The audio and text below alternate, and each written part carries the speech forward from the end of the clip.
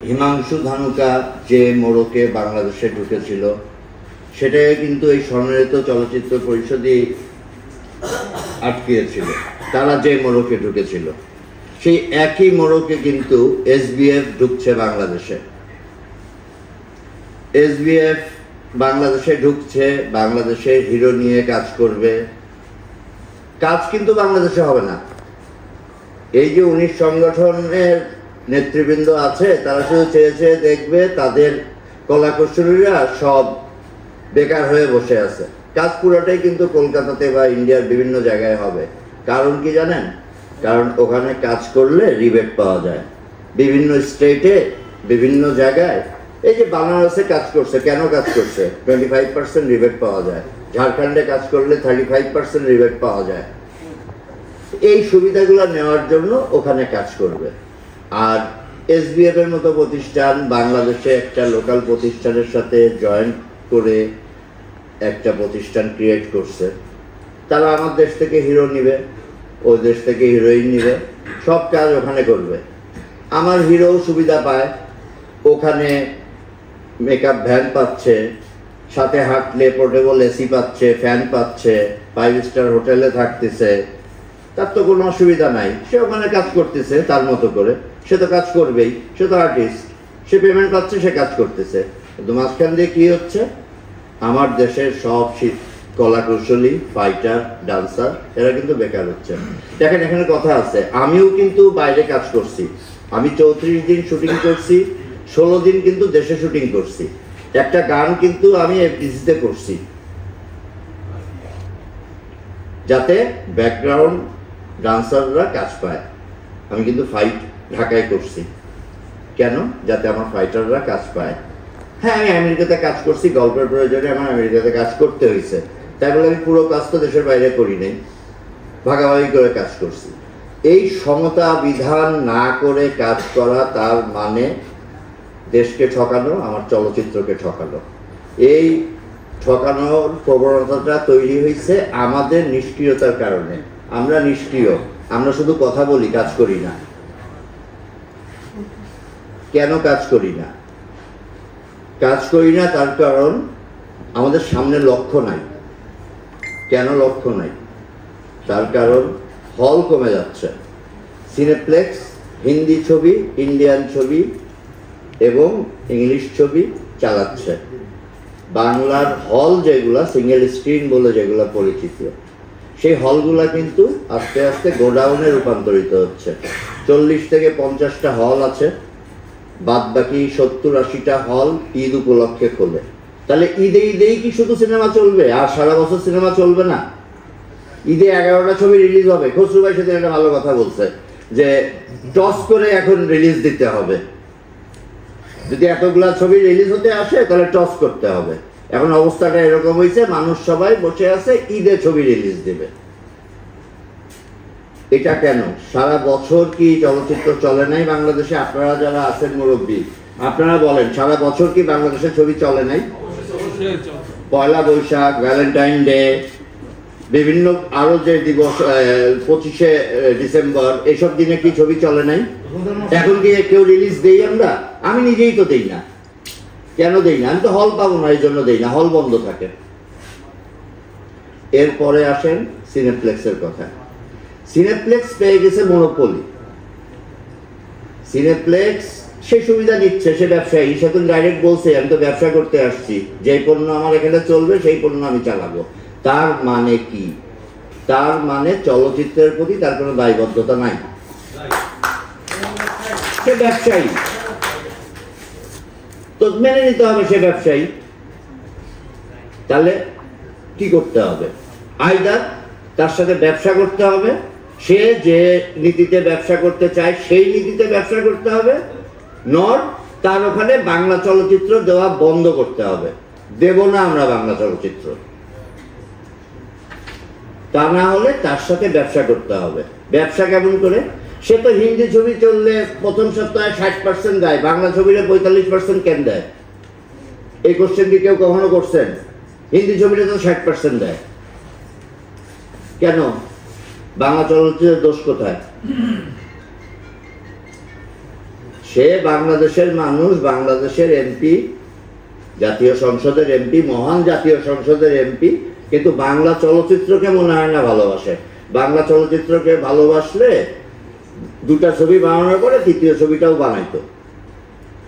সে ছবি বানায় না, সে ব্যবসা করে। তো ব্যবসায় যদি করবেন তাইলে এক্সাক্ট ওয়েতে ব্যবসা করেন। ট্যাক্স কাটলে ট্যাক্সের রিসিট দেন, ভ্যাট কাটলে ভ্যাটের রিসিট দেন, সেটাও কিন্তু দেয় না। সে ট্যাক্স কেটে আমাকে চেক দিচ্ছে, সেই চেক আমার অ্যাকাউন্টে জমা হচ্ছে, আমাকে তার এগেনস্টে আবার ট্যাক্স দিতে হচ্ছে। এই উত্তর তার কাছে নাই। কেন? আমরা কখনো কোশ্চেন করছি সম্মিলিতভাবে? ট্যাক্সের সার্টিফিকেট দেন আপনি? আমার আমার আমার সিনেমার টিকিট বিক্রির টাকা থেকে আপনি যে ট্যাক্সটা কর্তন করলেন সেই সার্টিফিকেটটা দেন। আমরা কেউ কোশ্চেন করছি? কোনোদিন কোশ্চেন করি নাই। কেন করি নাই? কারণ আমরা দুর্বল। আমাদেরকে সবল হতে হবে। বাংলা চলচ্চিত্রকে বাঁচাতে গেলে এখন সবল হতে হবে। আমি খসরু ভাইকে, জন্টু আঙ্কেলকে, শাহিন ভাইকে, অচ্ছু আঙ্কেলকে রিকোয়েস্ট করব যে আপনারা কয়েকজন মুরব্বী মিলে একটু বসেন, আমরা আলোচনা করি। রাস্তা অনেক কিছু আছে, রাস্তা আমার ক্ষুদ্র জ্ঞানে কিছু রাস্তা আমি বলতে পারবো। আমি খসরু ভাইয়ের সাথে কিছু শেয়ার করছি। আমি চাই এটা বৃহত্তর পর্যায়ে নিয়ে যেতে, সিনেপ্লেক্সকে একটা রেগুলেশনের মধ্যে আনতে। সে কিন্তু কোনো রেগুলেশনের মধ্যে নাই, এই মুহূর্তে কোনো রেগুলেশনের মধ্যে নাই, কোনো ল নাই, কোনো এগ্রিমেন্ট করে সে ছবি চালায় না। আমরা এক প্রকার বেনিয়া তার কাছে, সে চুষে খেয়ে যাচ্ছে। তো এই ব্যাপারগুলো খুব দ্রুত সলভ হওয়া দরকার। কুরবানি ঈদের আগে হয়তো আর হচ্ছে না, কারণ কুরবানি ঈদে ছবির আধিক্য নাই, একটাই ছবি আসতেছে। সেই ছবি কিভাবে কাজ হয়েছে সেটাও আমরা জানি। সেই ছবি ইন্ডিয়ার ফাইন্যান্স, ইন্ডিয়াতে কাজ। সেই ছবি কত টাকা খরচ করছে সেটা আমরা যেটা সোশ্যাল মিডিয়ায় দেখছি 8 কোটি 10 কোটি টাকা। আমি একটা যদি কোশ্চেন করি, 8 কোটি 10 কোটি টাকা আপনি ওইখানে নিছেন কেমনে? আপনি কি এনবিআর এর ছাড়পত্র নিছেন? আপনি কত টাকার ছাড়পত্র নিছেন? আপনি কত টাকার ছাড়পত্র নিছেন আপনি দেখান আমাকে। আমি একটা সাধারণ প্রযোজক, আমি দেখতে চাই, তাহলে আমিও জানতে পারবো যে এভাবে টাকা নেওয়া সম্ভব। আমারও তো রাস্তা দরকার, আমারও ইন্ডিয়াতে শুটিং করা দরকার, আমারও তো শেখার আছে। আমি তাদের কাছ থেকে শিখতে চাই কিভাবে তারা 60 লাখ না 70 লাখ না 80 লাখ টাকা বাংলাদেশের এনবিআরকে দেখায় ওখানে 8 কোটি 10 কোটি টাকার ছবি বানালো। এই শুভঙ্করের চালটা কি, আলাদিনের চেরাগ কি করে পাইলো আমি তো বুঝি না।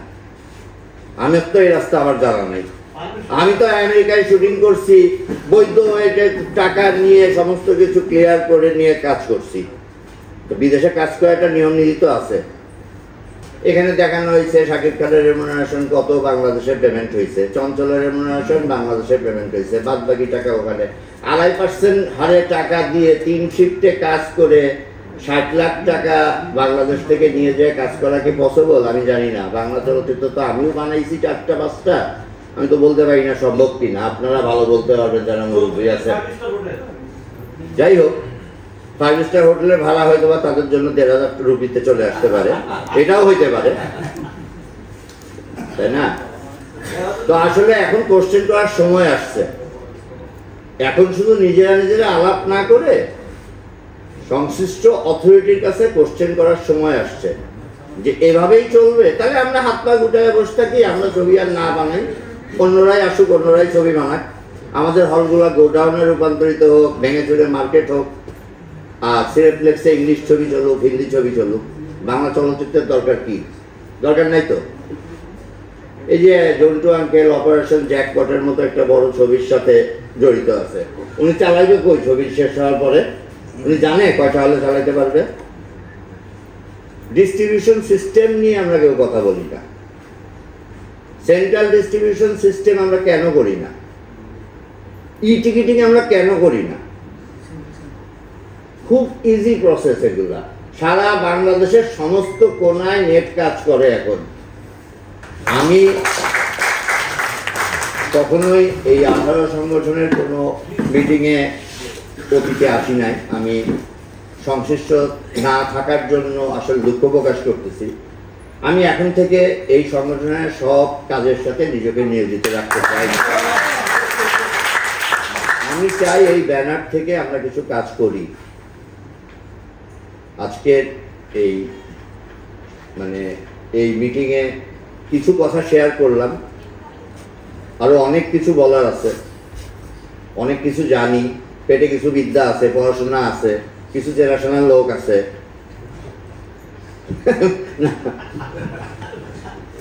এখন প্রথম দরকার আমাদের প্রয়োজক সমিতিটা ঠিক করা। প্রয়োজক সমিতি ঠিক করে এই 18 সংগঠনটাকে রিফর্ম করা, এই দুটা কাজ খুব দরকার। এবং এফডিসিকে একটা যুগোপযোগী প্রতিষ্ঠান হিসাবে তৈরি করা দরকার। সেদিন একটা টকশোতে খসরু ভাই ছিলেন, ইকবাল ছিল, এফডিসির এমডি ম্যাডাম লাস্টে আমাকে উত্তরিয়া দিতে পারলেন না, উনি কি বলবে আর না বলবে সেই অবস্থায় চলে গেল। কেন এই অবস্থা হবে? উনি কি লুটপাট করার জন্য বসছে? আমাদের টাকা, আমরা ট্যাক্স দেই, সেই টাকা দিয়ে এফডিসি চলে, আর উনি এক ক্যামেরা ফালায় রেখে আরেক ক্যামেরা কিনে নিয়ে আসবে, ফাজলামি নাকি? এগুলা কোশ্চেন করা শুরু করতে হবে এখন। ধন্যবাদ সবাইকে, জাস্ট শুরু করলাম, আপনারা ডাকবেন আমাকে, আমি আসবো সবসময়। ধন্যবাদ।